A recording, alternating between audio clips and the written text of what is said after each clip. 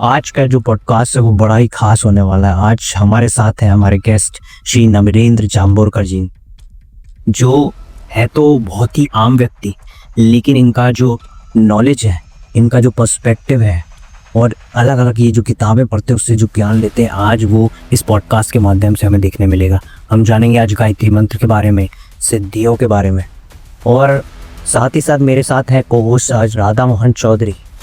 और हम शुरू करते हैं आज का पॉडकास्ट। बने रहिए, लाइक कीजिए और सब्सक्राइब कीजिए।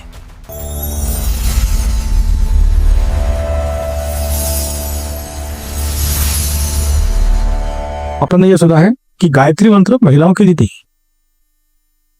पुराने समय से सुनते चले आ, क्योंकि ऐसा होता है कि महिलाओं की 23 नाड़ियां होती, पुरुषों की 24 होती, या ऐसा कुछ है। और गायत्री मंत्र से 24 अक्षर होते हैं, तो ऐसे 22-24 ऐसा कुछ है। तो पुरुषों में दाढ़ी मूछे और प्रोस्टेट, ये महिलाओं में दो चीजें नहीं होती। प्रोस्टेट, हाँ, तो ऐसा ही उससे कुछ है। कब पूरा मेरे को पक्का नहीं मालूम, लेकिन ऐसा कुछ है। तो उसके कारण पुराने लोग महिलाओं को गायत्री वर्ज्य करता था कि नहीं, महिलाओं ने गायत्री मंत्र नहीं। अब गायत्री मंत्र बहुत दमदार मंत्र है, ऋग्वेद में वर्णन है उसका, और ये बहुत अद्वितीय मंत्र है, सूर्य का मंत्र है। इसके अभी जर्मनी में तो लेबोरेटरी में टेस्ट किया गया था, तो बहुत सारे देशों के मंत्र इकट्ठे किए और उनके सबके वाइब्रेशन चेक किए। तो उन्होंने ये कहा कि महामंत्र गायत्री को कहते हैं वो ऐसे ही नहीं, इसके वाइब्रेशन बहुत जबरदस्त है। ये साइंस आज प्रमाणित कर रहा है, लेकिन हमारे साधु संत और ज्ञानी लोग ये थे, ये सालों से करते आ रहे हैं। ऋग्वेद तो सबसे पुराना, इसलिए अपने यहाँ ये लिखा गया है शास्त्रों में, न गायत्री परो मंत्रो न मातु पर नहीं होता। गायत्री मंत्र से बढ़कर कोई मंत्र नहीं और माता से बढ़कर कोई देवता नहीं। अब इतना प्रभावशाली मंत्र सर्वसुलभ नहीं, इस जाति के लोग आदमी नहीं कर सकता। सिर्फ ब्राह्मण ही करेगा, क्षत्रिय नहीं करेगा, वैश्य नहीं करेगा, शूद्र नहीं करेगा, ये सब। अब मंत्र लोक कल्याण के लिए है या किसी जाति विशेष की वपुति, तो इसके लिए आचार्य श्री राम शर्मा जो थे, उन्होंने गायत्री शक्ति पीठ किया।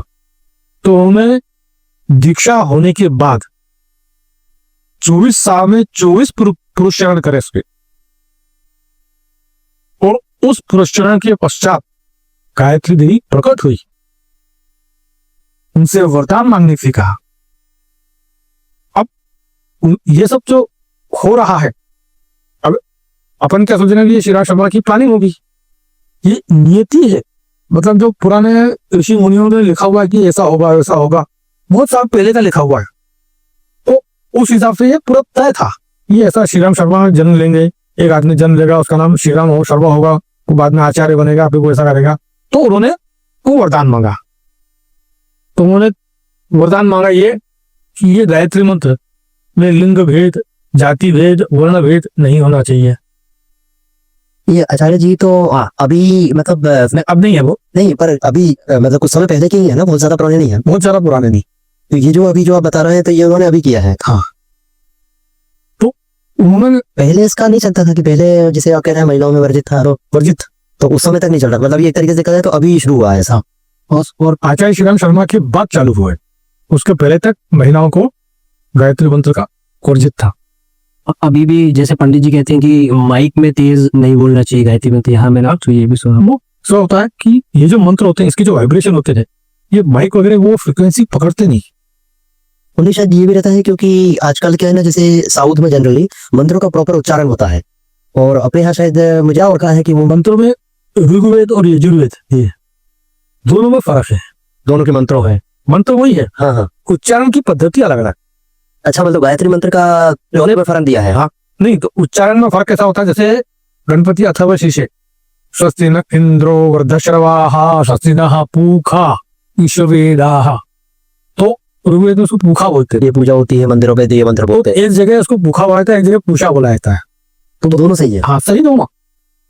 कोई ऐसा है, कोई राम को मानता है, कोई कृष्ण को मानता है, कोई विष्णु को मानता है, एक ही चीज, विष्णु का ही वो रूप है। और फिर अपने यहाँ ऐसा कहा गया है, आकाशात पतितम तोयम यथा गच्छति सागर, आकाश से पानी गिरेगा, नदियों में अलग अलग मिलेगा, जाएगा कहाँ? यथा गच्छति सागर, सागर में ही जाएगा। आकाशात पतितम तोयम यथा गच्छति सागर, सर्वदेव नमस्कारः केशवम प्रति गच्छति, सब भगवान को नमस्कार करो, आखिर में केशव को पहुंचेगा। ये वाला सलाह उधर मेरे पे तो आप कहीं भी करो, जाएगा एक ही जगह वो। तो ये ऐसे सब अलग अलग थे। तो आचार्य श्री राम शर्मा ने इन सब बंधनों को, लोक कल्याण का था ना, कलयुग है तो लोक कल्याण कैसे करें, तो उनकी पूर्व योजना थी। ये शायद थोड़ा सा गीता में भी वर्णन है इसका कि आप किसी भी देवता को पूछते हैं तो आखिर में मेरे पास ही आता है, मतलब वो सर्वदेव नमस्कार केशवम प्रति गच्छति, केशव के प्रति ही आता है वो। जैसे समुद्र, सब नदियों का पानी आखिर जाएगा कहाँ? समुद्र में ही, इसके अलावा कोई जगह नहीं है। तो इसलिए फिर उन्होंने लिंग भेद, जाति भेद, वर्ण भेद, स्त्री पुरुष, ये सब बदलों से मुक्ति का वरदान मांगा कि गायत्री मंत्र है तो ये सही के लिए हो जाए, सबके लिए सुलभ कराया। गायत्री माता से उन्होंने वरदान मांगा। ये इसके बाद भी उन्होंने एक वरदान और मांगा कि जो आदमी मेरी आवाज के साथ रेजोनेट होकर जो भी इस मंत्र को बोलेगा, तो उसने अगर 24 गायत्री मंत्र बोला तो 24,000 गायत्री मंत्र बोलने के बराबर उसको पुण्य मिलेगा। ऐसा बोलने के पीछे उद्देश्य, उसका उद्देश्य ये, जैसे लोग बोलते हैं मैंने ये मंत्र सिद्ध कर दिया, वो क्या दुनिया का पहला आदमी है? नहीं, तो वो मंत्र सिद्ध किया। और सिद्ध करने का अर्थ क्या रहता है यहाँ पर? वो हजारों लोग सिद्ध कर चुके हैं, तो तुमने कुछ मंत्र सिद्ध करके कुछ नया तीर मारा क्या? नहीं, तुमने मंत्र सिद्ध नहीं किया है। उस मंत्र के वाइब्रेशन और फ्रिक्वेंसी के हिसाब से तुमने जब उसका जाप किया तो तुम्हारी बॉडी की ट्यूनिंग उस हिसाब से हो गई, इसलिए वो मंत्र अब तुम्हारे काम आ रहा है। जैसे संगीत पे बैठे आप, सत्तूर बजाने वाला बैठा हुआ है, पंडित शिव कुमार शर्मा बैठे, उनके साथ जाकर उसे तबला बैठा, अब वो टन बजाते तो वो तबला बराबर मिलाता है, मैं कहा मिल गया, इशारा हुआ, उसके बाद तो चालू होता है, तो वो आपको सुन के अच्छा। तो ऐसे ही उसका उच्चारण बारंबार करते करते करते एक समय आता है कि फ्रीक्वेंसी, वो ट्यूनिंग मिल जाती है, और जब वो ट्यूनिंग मिलती है तब वो मंत्र सिद्ध होता है। ऐसा बोलते हो कि मंत्र सिद्ध हो गया। तो सिद्ध का ये रहता है कि किसी मंत्र को सिद्ध करने का अर्थ ये हो गया कि जो मंत्र का जो प्रॉपर मतलब एक तरीका है और उसमें हम जाके रम गए, उसका प्रैक्टिस कर। हाँ, अब इसमें भी एक चीज है कि अब सिद्ध करने का प्रॉपर तरीका क्या है। मेरी प्रकृति कैसी, मेरी बात की प्रकृति, तुम्हारी पित्त की प्रकृति, उसकी कफ की प्रकृति। तो वात की प्रकृति वाले को पित्त का नहीं मालूम, पित्त वाले को कफ का नहीं मालूम, कफ वाले को वात का नहीं मालूम, तो किसी को किसी का मालूम नहीं। और मुझे भी सिद्ध हो गया, तुमको भी सिद्ध हो गया, इनको भी सिद्ध हो गया, और तीनों की जो पद्धति है थोड़ी थोड़ी अलग है। तो उसका तरीका ये होता है कि बार बार बार बार जब आप करते हो, तो ये जो बड़े बड़े साधु लोग जिन्होंने समाधि ले ली, तो समाधि लेने का मतलब वो मर गए ऐसा नहीं, उनका सूक्ष्म लोक है। हिमालय के वहां ज्ञानगंज में एक शांग्रीला पीठ है। शांग्रीला चाइना में भी जो सुनते वही वाला चाइना में, तिब्बत ऐसे अपना मानसरोवर वाले बद्रीनाथ केदारनाथ का जो पूरा बेल्ट है उधर तक का, हिमालय तक का, वो बेल्ट इतना दमदार है कि वहां पे एक जगह ऐसी है, और उस जगह पे ये लोग सब, इन लोगों की मीटिंग होती, साधुओं की। ये सब वर्णन तुमको उसमें मिलेगा। परमहंस योगानंद की किताब है ऑटोबायोग्राफी ऑफ ए योगी, उसमें इसका बहुत कुछ उल्लेख मिल जाएगा। ये उनके जो गुरु जी, दादा गुरु जी जैसे योगानंद जी के गुरु हैं स्वामी युक्तेश्वर, उनके युक्तेश्वर जी के गुरु हैं लाहिरी महाशय। लाहिरी महाशय शायद उधर ही मतलब गए हुए थे, और क्योंकि वो लाहिरी महाशय को वहां बुलाया गया था नैनीताल में, उनकी हाँ पोस्टिंग जो थी उनका, हाँ अच्छा उसमें और उनको कराया था महाअवतार बाबा ने। हाँ, महाअवतार बाबा को अगस्त मुनि ने दीक्षा दी थी। हाँ वो तो बहुत पहले हुआ थे, क्योंकि और वो आज भी जीवित है। हाँ, उनको देखो तो ऐसा लगता है जैसे 25 साल का कोई लड़का होगा। हाँ मतलब वो फिजिकल फॉर्म उन्होंने एक तरीके से प्ले रखा है। नहीं, तो वो जब समाधि ले रहे थे तो उनकी बहन ने मना कर दिया कि आपको अभी समाधि नहीं लेना। महाअवतार बाबा, हाँ उनकी बहन भी अभी जीवित है, दोनों भाई बहन जीवित है। अच्छा, और दोनों उच्च कोटि के साधक। अपन फिर मूल विषय पे आ जाए, तो वो जो ये लोग रहते हैं, इनका जो सूक्ष्म शरीर है, ये क्या करना है इनका काम? तो जैसे मैं साधना कर रहा, अब मैं साधना नियमित कर रहा हूं, पूरे मन से कर रहा हूं, अब मेरी सही है या गलती किसको मालूम? हाँ, मैं एकांत में कर रहा हूं, तो मेरा सही गलत बताएगा कौन? लेकिन पॉजिटिव एटीट्यूड के साथ कर रहा हूं, तो वो जो है वो विचरण करते रहते हैं, तो उनको वो फ्रीक्वेंसी जहां लगी कि हाँ यहाँ पे है, वहां वो आपके दिमाग में विचार डालेंगे वो, और तुम धीरे धीरे धीरे धीरे उस हिसाब से चलते से। हाँ, ये लाहिरी महाशय जी का ऐसा ही था, वो धीरे धीरे करके उनका वो पोते वहां से वहां हुई, फिर वहां से विचार आया, फिर वो वहां से उधर चले गए। वो परिमाल वो जो लाहिरी महाशय के जो ऑफिसर है, उनके ब्रेन में यह संदेश दिया गया कि इनकी पोस्टिंग वहां करो, और तो भी वहां पोस्टिंग की। अरे तो उस समय तक तो वो शायद एकदम अनभिज्ञ थे इन चीजों से कि उनको कुछ आइडिया है। ये क्या होता है, ये जो बैकलॉग होता है, हाँ, बैकलॉग। कई जन्मों की साधना होती है। एक जन्म में कोई आदमी सोचे सुबह कुंडलिनी साधना कर लूंगा और कुंडलिनी का जागरण हो जाऊंगा, जैसे आजकल बताते ना विदेशों में बहुत सारे जगह पर कुंडलिनी जागरण करते हैं। तो आदमी जब ध्यान लगा के बैठता है, बिजनेस टाइप का, और जब परफेक्ट उसका ध्यान लगा, कुछ सेकंड के लिए लगता है और कुछ समय के लिए, फिर कुछ लोगों का आधा मिनट 1 मिनट, और फिर जिसकी जैसे हाँ उतने झाड़ हैसियत होती है उस हिसाब से उसका ध्यान लगता है। तो जब परफेक्ट ध्यान लगता है तो ये जो बाल होता है ना, इसके बराबर इसकी जितनी मोटाई है उतनी कुंडलिनी ऊपर उठती है। तो अब यहाँ मूलाधार से लेकर सहस्रार तक आने में तो जन्म निकल जाएगा। इसलिए वो बैकलॉग और वैसे सारे जन्म का काम करती है। अच्छा, तो जब अगर वो उतनी आ भी गई तो वो पावरफुल ऊर्जा है, तो क्या आदमी उसको झेल पाएगा? क्या उसकी कैपेसिटी उसके शरीर की है? जैसे अपन वेल्डिंग होती है ना, वेल्डिंग करते समय वो सब करता है तो एकदम नीली आंख निकलती, आप अपनी आंखों से देख लो आप क्या खराब है। तो जो सिंपल वेल्डिंग की आपकी चमक जो है, ऊर्जा, वो हम हमारी आंखों से नहीं देख पा रहे हैं, तो वो कुंडलिनी की ऊर्जा आप कैसे संभाल पाओगे? तो उस कुंडली, अब जो कुंडलिनी साधना जो करते हैं, तो ये लोग कहाँ रहते हैं? हिमालय या कहीं ऐसे एकांतवास में। तो उनका खान पान बिल्कुल सात्विक, मन वचन कर्म से शुद्ध होना शुरू हो जाते हैं। वो पूरे योग की व्यवस्था। तो फिर वो एक नाड़ी शोधन प्राणायाम करते हैं, जिसको आजकल की भाषा में अनुलोम विलोम प्राणायाम हो। अच्छा, अनुलोम विलोम नाड़ी शोधन प्राणायाम वो वही चीज है? वो जो 3 सेट अपन करते हैं, इधर इधर से खींचा, फिर वो क्या होता है कि आप अपने जैसे पूजा करने बैठते हैं, तो पूजा करते समय आपने यूं दबाया, ये जो लेफ्ट से आता है, ये इस टाइप की मुद्रा बनेगी, और अंगूठे से क्यों कि देखो ये सूर्य है, हाँ, राइट वाला जो है, राइट वाला सूर्य है, हाँ। सूर्य को आपने अम्मी से दबाया, हाँ, फिर चंद्र को खींचा। अच्छा, ये पृथ्वी है और ये जल है, हीरा नारी और पिंगल, वो ये पृथ्वी है, ये जल है। आपने यहां से खींचा, अब पृथ्वी और जल से उसको बद्ध किया, और फिर सूर्य से उसको छोड़ा, चंद्र से गया, सूर्य से छोड़ा। तो आपको जब वो ऊपर ऊपर जैसे गया, चंद्र से गया तो अंदर शीतलता पहुंची, फिर सूर्य से छोड़ा तो पूरे जो विषाणु थे वो सब नष्ट हो। इसके कारण क्या होता है? आपका चित्त शांत होता है। इसलिए पूजा करने से पहले सब तो नाक पकड़ने के लिए बोलता पंडित, नाक पकड़ो, ऐसा करो, सांसों पकड़। तो मंत्र बोलते हुए सांस खींचते हैं, सांस रोकते हैं, फिर वो मंत्र बोलते हैं, फिर मंत्र बोलते हुए सांस छोड़ते हैं। ये प्रक्रिया से होती है। अब इस प्रक्रिया में क्या देखो, वो सब निकल गया, तुम्हारी दूषित वही निकल गई, तो चित्त शांत होता, फिर तुम पूजा करते बैठते, तो फिर पूजा में तुम्हारा मन लगता है।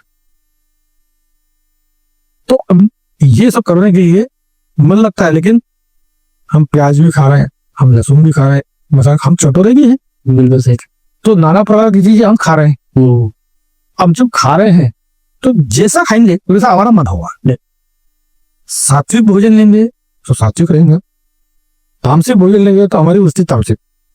अब जैसे पुराने जमानों में क्षत्रिय ये हाड़ मांस खाते थे, क्यों? हाड़ मांस खाएंगे, उसके ऊपर दारू पियेंगे, और तब जाके वो लड़ाई के मैदान में जाते थे, क्योंकि लड़ाई के मैदान में जब इतना भीषण रक्तपात हो रहा है, सामान्य अवस्था में आदमी उसको देख नहीं सकता।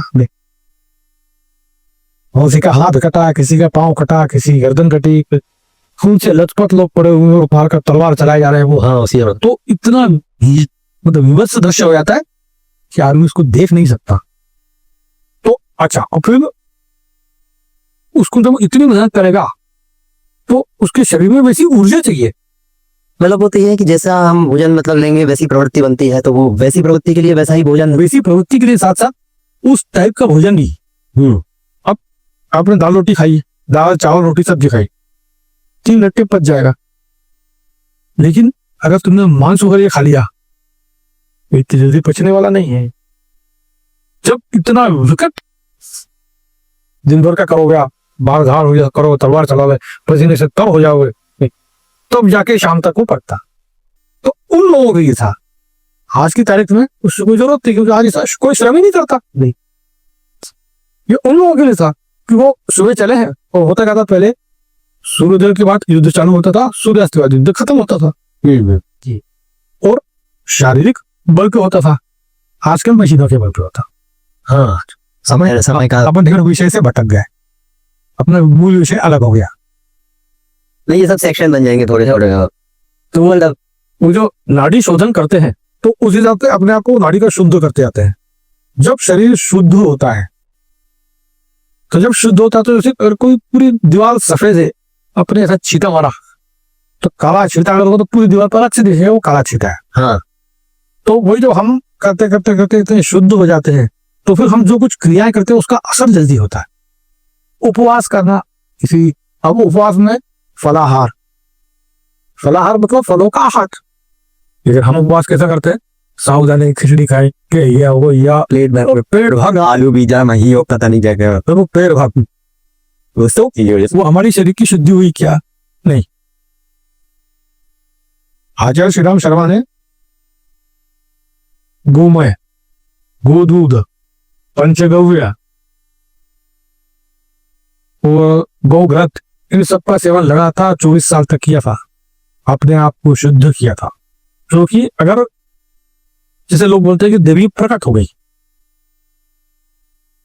अब इसको सही माने तो, कोई गलत मानता है तो भी, आपने जो कुछ करा उससे एक एनर्जी जनरेट हुई। भाई देवी प्रकट नहीं हुई, आपने मान लिया चलो छोड़ो, बुद्धा छोड़ दो, एनर्जी तो जनरेट हुई बिल्कुल। क्योंकि आप जो लगातार नियमित कर रहे हो वो कभी ना कभी तो अपना फल देगी। तो जिस समय वो एनर्जी अपने फॉर्म में आई, उस समय क्या आपकी कैपेसिटी उसको झेलने लायक है? अगर आपकी कैपेसिटी, आप नियम संयम से चल रहे हो, वो होते ना आचार विचार संयम आसन नियम प्राणायाम, ये सब करके जब हाँ अष्टांग योग जो महर्षि पतंजलि के लिखा हुआ है, तो उसमें जब ये नियम प्राणायाम सब करते हैं तब आदमी शुद्ध हो जाता है। तो वो एनर्जी आपको नुकसान नहीं करती। और अगर हमने ऐसा नहीं किया, मतलब वो कुंडलिनी की तरह है, जैसे कुंडली में हम जैसे जैसे बढ़ेंगे और कुंडलिनी एक जन्म में जाग रखती है। हाँ, ये भी है। कुंडली मतलब अगर ये बोलते जैसे कि हमने ऐसा कर दिया वैसा कर दिया, तो कुंडली को इसी मजाक चीज थोड़ी यहाँ सब जागृत हो गई। वो सिद्धि है एक तरीके की, बहुत सिद्धि नहीं है, वो सिद्धि नहीं है, वो आपकी आत्मा से जुड़ी हुई एक प्रक्रिया है। उसको जैसे से आपकी एनर्जी आती है, जो एनर्जी के हिसाब से वो बढ़ती है। फिर आप जब दूसरे शरीर में आपको मृत्यु हो गई, आपकी आत्मा दूसरे शरीर में जाएगी, तो दूसरे शरीर को भी वो शुद्ध होना पड़ेगा। अगर वो शरीर शुद्ध नहीं है, लाड़ी महाशय को कितनी उम्र के बाद वहां जाने का मौका मिला? नैनीताल हिमालय के वहां पे गए, किस उम्र के बाद? हाँ, काफी लेट होकर हम वैसे देखा जाए जब वो बच्चे हो चुके थे, गृहस्थ थे। अगर ऐसा ही होता तो बचपन में उनको भाव आ जाना चाहिए था, वो नहीं आया। क्यों? क्योंकि वो नियमित करते करते करते करते जब उस अवस्था को पहुंचे तब उस पावर ने उनको पिक किया। और वो ऐसा भी नहीं कह सकते ना कि पुराने कितने जन्म रहे होंगे उनके, वो सब जो इकट्ठा नहीं, तब जो आप बता रहे हैं बैकलॉग है। हाँ, इकट्ठा चलते जाता आपका स्टॉक बढ़ते जाता, आपकी अकाउंट बुक है, उसमें एंट्री होती जा रही, सब होते जा रहा है, तो चलता रहता और उसका रिजल्ट है। तो लाड़ी महाशय का जब ये हो गया तब उनको मिला। तो ऐसे ही अपन जो साधना करते हैं, तो ये लोग ये साधना करते करते करते हमको फिर जब सृष्टि आती है, बनती है, तब फिर वो साधु लोग आपको बताते हैं कि तुमने ये ऐसा किया, ये ऐसा किया। आप उसको तुम्हारे मन में विचार डाल देंगे, अब आप ऐसा खाओ, अब आप ऐसा खाओ। तुमने देखा हो कई बार, खुद का ही उदाहरण ले लो, हो सकता है तो बचपन में राम का जप करते हो। हाँ, ये तो बहुत ये और आज कृष्ण का समय है, या से महादेव का समय है, या देवी का समय है। क्या बच्चों में किसी ने राम के लिए जो झोल के मारा था क्या? क्यों राम का नहीं करे तो पिटाई होगी? क्या अब इस युवावस्था में आगे किसी ने डंडा उठा के पीटा था क्या? लेकिन महादेव का नहीं कहोगे तो हम तुम्हें मारेंगे नहीं, हम अपनी मन से गए। हाँ, इसी में जैसे तबला अब इतना समय हो गया सीखते हुए, तो उसमें हर बार गुरुजी जो 3 तार बज रही है तो उसका हर बार तरीका बदलाता है, जबकि अपन वही सीखते हैं फिर वो तरीका सीख जाएंगे तो अगली बार वो कहते हैं कि नहीं ये सिंपल यहाँ होता क्या है, इसको इतना दबाना था, याद में यहाँ पर आना है। उसमें भी ये है कि जैसे गुरुजी के पास तबला सीखने जा रहा है, अभी इस गुरुजी के पास सीखने जा रहे हो तो वो तुमको यहाँ से बता रहे हैं, जब दूसरे गुरुजी के पास जाओगे तो वो थोड़ा अलग से शुरू करेंगे। हाँ, तो क्यों, लेकिन कहीं ना कहीं से शुरू करना पड़ेगा। तो हमारा शुरू होने के बाद जैसे हमने शुरू किया तो हमको पहले और आज भी इच्छा होती है, हमने आराम से शुरू किया, लेकिन आगे आगे बढ़ती तो और ऑटोमेटिक हमारी स्थिति बदलती चल गई। आगे को महादेव मिल गए, फिर कोई दुर्गा की तरफ चला गया, कोई दत्तक की तरफ चला गया, कोई कहाँ चला गया, कोई पूजा पाठ में लग गया, कोई ध्यान प्रक्रिया में लग गया। सबको अपनी अपनी लाइन मिलती। पानी को केवल आपको जमीन पे छोड़ना है, अपना रास्ता वो बनाता है, आप थोड़ी बनाओगे उसका रास्ता, वो अपना रास्ता बना लेता है। तो वो जो साधु सिद्ध लोग होते हैं वो तुमको बताते हैं कि तुमको आगे क्या करना है, वो धीरे धीरे धीरे तुम्हारे मन में आता है, उसी हिसाब से तुम करते हो। क्योंकि जब तीनों अलग अलग प्रकृति के प्राणी तो किसके लिए क्या सूटेबल है हमको नहीं मालूम, उनको तो मालूम नहीं। क्यों? उनका जीवन ही इसमें गया है और वो समाधि ली उन्होंने। हाँ, वो गुरु हो गए, गुरु को तो सब मालूम पड़ता है, वो उनका वो लेवल है कि उनको मालूम। अच्छा, उनके भी गुरु होते, उनका ये और ये सतत प्रक्रिया चलती रहती, क्योंकि आत्मा तो अमर है। तो अमर आत्मा है तो इन लोगों की आत्मा क्या करती है, कोई यही करती, आपको ट्रेंड कर रही है। आप अगर ध्यान धारणा कर रहे हो तो ध्यान धारणा वाला जो गुरु होगा वो आपके दिमाग में विचार करेगा, नहीं अब ऐसा करो, अब ऐसा करो। आपको बोलेगा कि आप जकी वासुदेव की जो ध्यान की प्रक्रिया है वो करो, कोई बोलेगा नहीं आप सहयोग वाली प्रक्रिया करो, हाँ सही, कोई बोलेगा नहीं आप क्रियायोग वाली प्रक्रिया करो। जी, सबका अलग अलग है, पर गोल तो एक ही है। हाँ, पर जैसे अभी समाज में देखते हैं कि वो कुछ लोग पर्चे वगैरह बना पाते हैं, ऐसा क्लेम करते हैं कि सिद्धियां हैं, तो वो सच्ची में ऐसे होती हैं? सिद्धियां होती है, सिद्धि होती है, लेकिन सिद्धि अर्जित सिद्धि जो होती है वो बड़ी खतरनाक, अर्जित जो हमने ली, जो हमने कमाई, और एक जो हमने साधना करने के मतलब एक कई बार कहते हैं कि किसी प्राप्त करी, फिजिक करी हमने, किसी के द्वारा आई है वो। और ये जो जितने बड़े बड़े साधु लोग हैं जिन्होंने समाधियां ही, उन्होंने कोई सिद्धि अर्जित नहीं करी, ये उपार्जित सिद्धि। मतलब जैसे दिया जल रहा है तो ये समय आता है दिया जलता तो उसके आसपास पतंग भी आ जाते हैं, दिए ने किसी को बुलाया क्या? नहीं, वो उपार्जित खचा चलाया।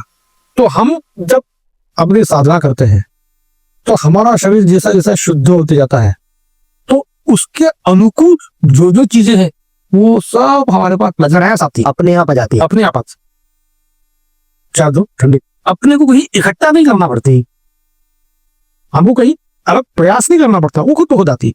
और ये उपार्जित है और अर्जित नहीं। अर्जित जो तुम हो और अर्जित जो होती है वो हमने ली है तो हमको छोड़ के जाना पड़ती है। हमारे पिताजी का आगे से कभी सिद्धि के पीछे मत पड़ना।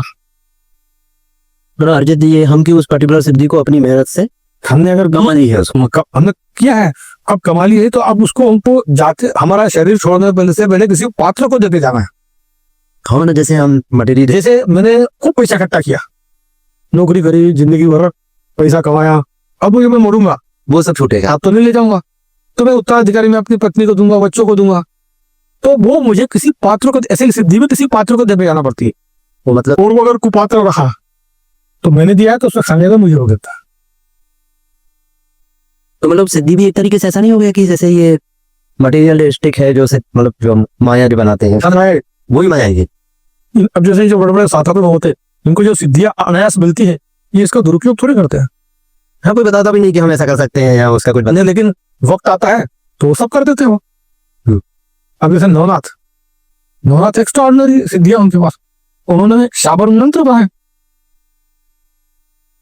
अपन गायत्री से हटके दूसरे से वो पहुंच गए। नहीं, ठीक है वो तो, हाँ, वो पे मेरे दिमाग से उतर गए, कहां से रहते नहीं, पर वो सेक्शन को तो एक लंबी चर्चा रहती है पे, क्योंकि बात वही से शुरू होकर नवनाथों की जो सिद्धियां हैं। अच्छा, नवनाथों का भी कहां से शुरू हुआ है?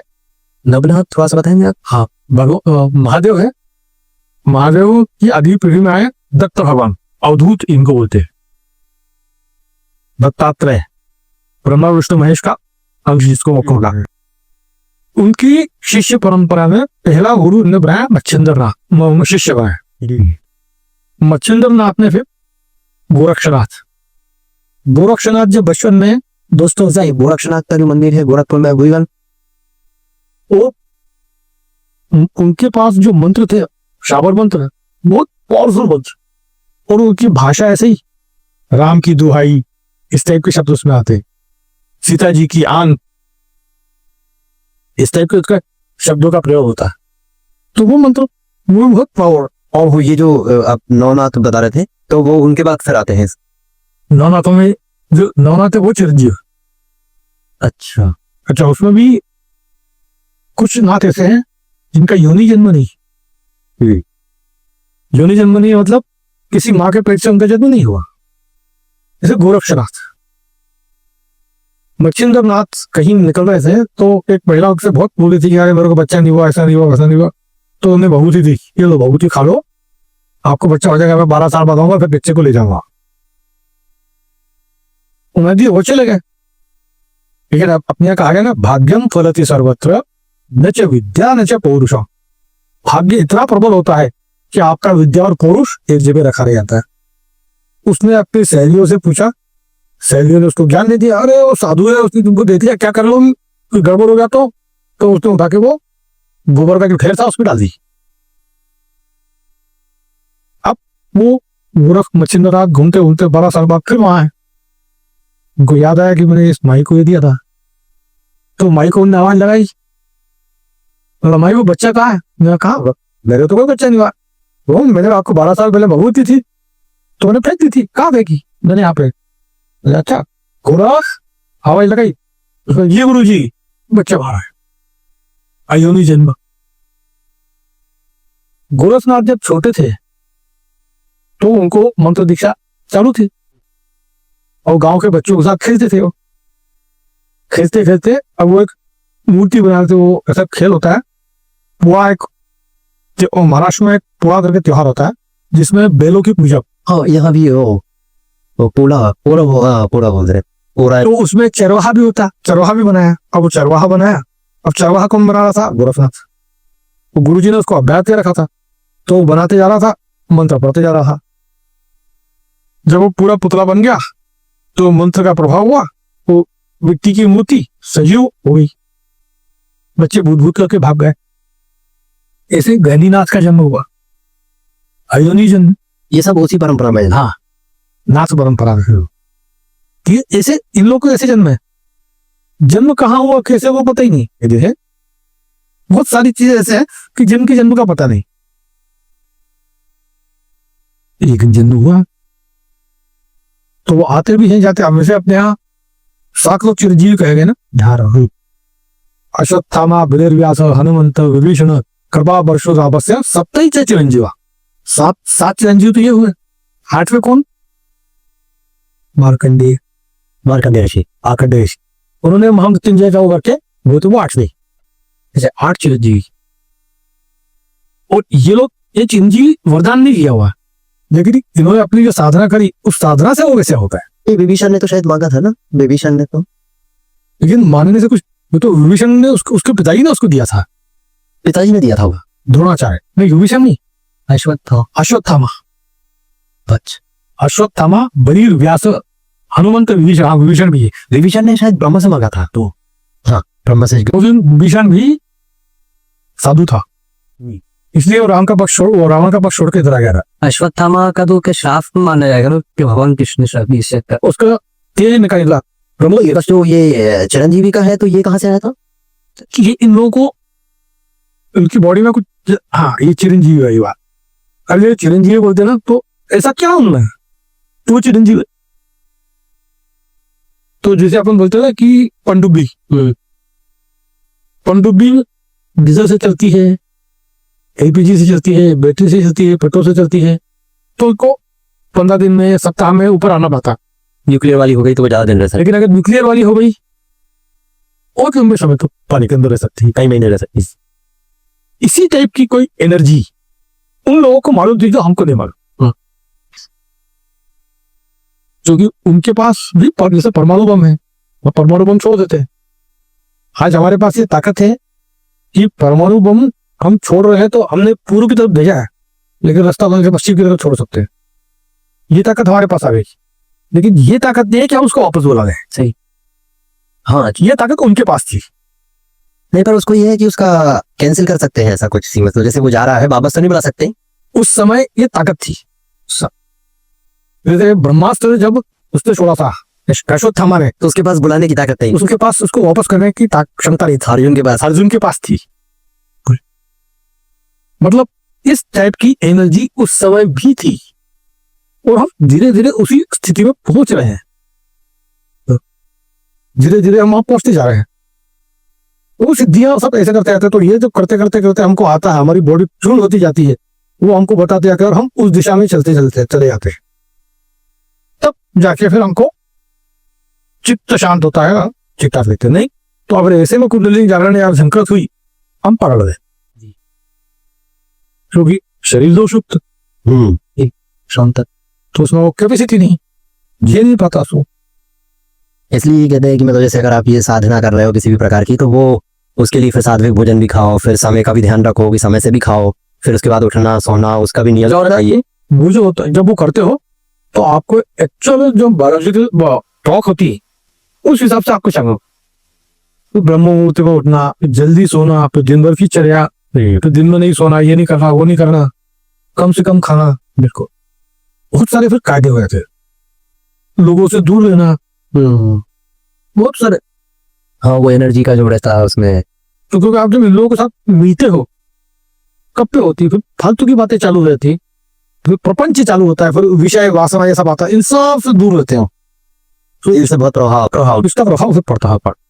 जैसे वो आचार्य रजनीश का एक बहुत किस्सा है ना, कि अगर तुमको सुखी रहना है तो बिल्ली कभी मत पालना। बिल्ली क्यों लगता भाई? उनका एक किस्सा है आचार्य रजनीश का, भोजो का, बहुत पॉपुलर किस्सा है हुआ कि एक साधु साधना करता था तो उसके लंगोट चूहे खा जाया करते थे। तो चूहे कुतरते थे, तो उसको गांव वालों ने बताया कि आप बिल्ली पाल लो। अब जब बिल्ली पाल ली तो बिल्ली के लिए दूध चाहिए, अब दूध चाहिए तो रोज कौन देगा? तो उसके लिए गाय लाई। अब गाय को चारा चाहिए, चारा कौन होगा? तो हमने कहा वो खेती की जमीन उनको दे दी गांव वालों ने, यहाँ पे आप चारा उगा लो। अब जब चारा उगा लो, उसको चारा दो, तो उसकी साधना गई। अब वो इस सब में उसका काम होने लगा, तो हमने कहा पूरे गाँव की विधवा थी, उसको कहा कि तुम उसको अपने यहाँ रख लो, विधवा पर रखी है। तो गाँव वाले बोले आप यहाँ एक महिला रहती, वो गाँव वाले क्या करेंगे? आप उससे शादी कर लो। इनने शादी कर ली, शादी करे तो जब बच्चे हुए हैं, प्रपंच बढ़ता है। वो साधु था जिसका साधना है, तो उन्होंने कहा मैंने जिस चीज के लिए करा था वो तो हो ही नहीं रहा। तो इसलिए इन सब चीजों से बिल्ली पाली, हम साधना के लिए उसने सब साधु ने करा था, और साधना अलग तरफ रह गई, ये प्रपंच उसके साथ जुड़ गया। यही ऐसा मतलब माया में भी शायद ऐसा होता है ना, कि जैसे कई लोग कहते हैं कि मतलब यहाँ मुझे थोड़ा सा एक मन में हमेशा रहता है कहीं, कि जैसे अब कहते हैं कि ये सब चीजों के नियम है, कि जैसे अभी हमारा ये जो ब्रह्मचर्य जो भी मतलब कौन सा वो जो चलते हैं ना, अलग अलग स्टेज होती है, कि फिर आप गृहस्थ बस आते हो, पहले आप बालक होते हैं, फिर युवा होते हो, फिर गृहस्थ होते हो, प्रौढ़, फिर वानप्रस्थ। हाँ, तो ये जैसे अभी ये चल रहा है, तो ये भी पूरा करना चाहिए। तो ये सब चीजें कई कहते हैं कि पहले कर लो, कमा लो, मतलब क्या होता है जो सब, उसके बाद चालू करो, या फिर जैसे शुरुआत से करो। तो इसमें भी फिर ये बात है कि अगर इस माया में लग गए तो फिर एक ये भी रहता है ना कि यही तो है कि हमारा बनने का कब है। आप अगर बचपन से, तो इसलिए हमको संस्कार जो दिए जाते थे ना, वो इसलिए आपको बचपन से अगर भगवान का नाम लेने की आदत है, आप उसी रास्ते, क्योंकि आपका खान पान सात्विक है, आपका आचार विचार सात्विक है, तो फिर आप लालची नहीं होता हो, क्योंकि आपकी आदत आपको उस टाइप की पड़ी हुई है। वो बैलेंस वैसा होना बहुत जरूरी है उसके। क्योंकि देखो बहुत सारे लड़के हैं दुनिया में, से हिंदुस्तान की 140 करोड़ की पॉपुलेशन है, कितने नशेची बेवड़े मिलेंगे? 140 नहीं मिलेंगे, हाँ 10-25 करोड़ होंगे। लेकिन जो अपने 40 करोड़ भी मांगिए नशेची सब है, तो भी 100 करोड़ तो सुरक्षित है, और अगर 100 करोड़ मांगिए नशेची है तो भी 40 करोड़ तो सुरक्षित है। उम्मीद है आपको इस पॉडकास्ट से बहुत कुछ सीखने मिला होगा, और अगर आपको ये पॉडकास्ट पसंद आए तो लाइक, शेयर और सब्सक्राइब करना मत भूलिएगा, क्योंकि हम बहुत जल्दी लाने वाले हैं इस पॉडकास्ट का एपिसोड 2। बने रहिए इस सभी के साथ। आप सभी को जय सिया राम।